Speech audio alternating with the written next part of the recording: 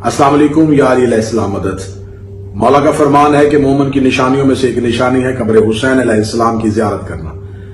पाकिस्तान से हर साल की तरह दिसंबर के पहले हफ्ता में सैयदुल ज़ाकिरीन जनाब सैयद ज़ुर्रियत इमरान शिराज़ी साहब एक काफिला कारवान ज़ियारत मासूमीन अलैहिमुस्सलाम की लेके ईरान, इराक और शाम ज़ियारत के लिए जा रहे हैं।